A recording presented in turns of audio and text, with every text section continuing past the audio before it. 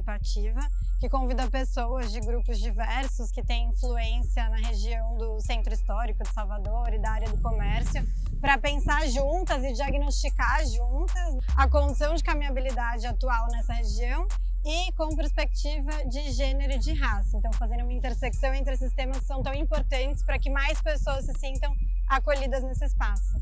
Porque quando o espaço é acolhedor para meninas e mulheres, principalmente negras, são espaços que vão ser acolhedores para todas as pessoas. Como a Sampapé já tinha uma metodologia, a gente primeiramente fez uma adaptação da metodologia existente para incluir a dimensão de raça e o contexto de Salvador. A gente fez uma oficina participativa com algumas pessoas do poder público para poder decidir o roteiro que a gente iria depois aprofundar. Então, depois dessa oficina de roteiro que a gente escolheu as ruas, né, os 17 trechos, a gente fez essa outra etapa, né, que foi a oficina participativa, e que a gente teve a participação de tanto pessoas do poder público, quanto afroempreendedoras, quanto pessoal do setor de turismo, quanto moradores. E a gente fez essas oficinas participativas à noite, para se sentir a sensação dessas áreas que a gente escolheu anteriormente. Eu tive sensações diversas, porque assim, eu me senti segura porque eu estava com um grupo, mas a gente teve trechos em que eu senti, não medo, mas eu me senti vulnerável. Então a sensação da noite já é de uma certa apreensão. As minhas sensações, na maioria, foram negativas. Quando a gente é convidada a fazer um desvio súbito, com certeza coaduna com todas as sensações que eu senti anteriormente. As inseguranças, elas são reais, o medo ele é real, a tristeza ela é plena e contínua. Frente ao dia você tem a turbulência, mas quando você está na noite, você se depara com tudo que você não vê.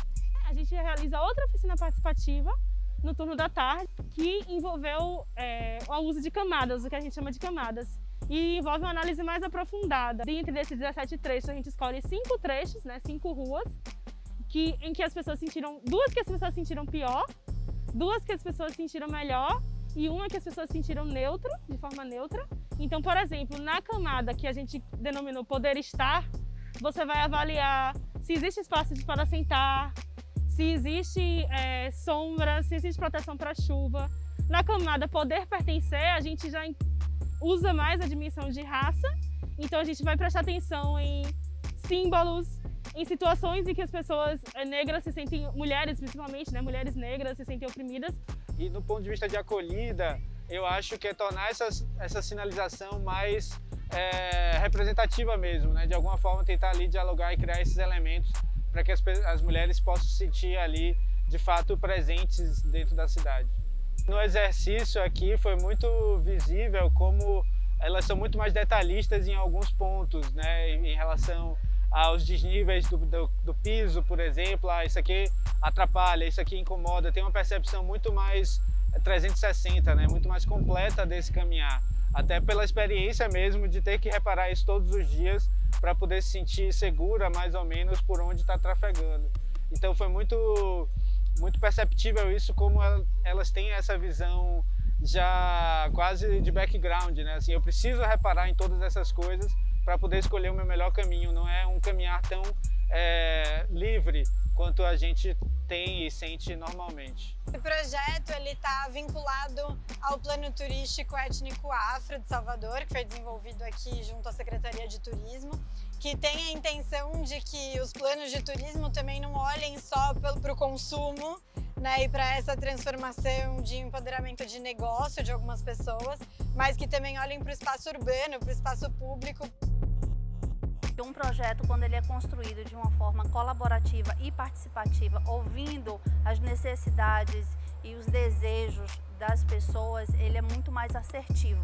Hoje eu não tenho a menor dúvida de que uma metodologia participativa e colaborativa é a melhor forma da gente ter projetos para a cidade que tragam realmente benefícios e que sejam reconhecidos por essas pessoas e apropriados por elas.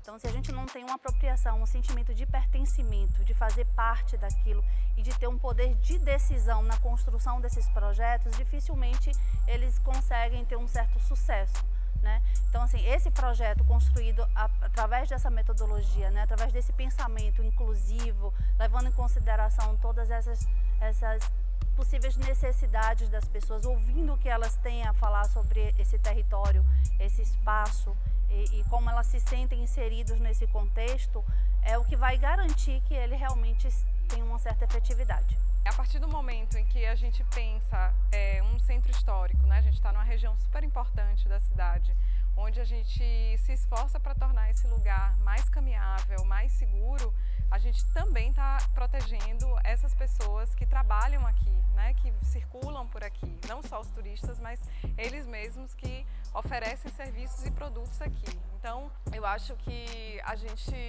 é óbvio, mas às vezes a gente esquece que a cidade é pública, que a cidade é para todos, né? As ruas são para todas as pessoas. Então, quando a gente pensa, e a gente vive numa cidade que é violenta, que tem questões, né, complexas de violência.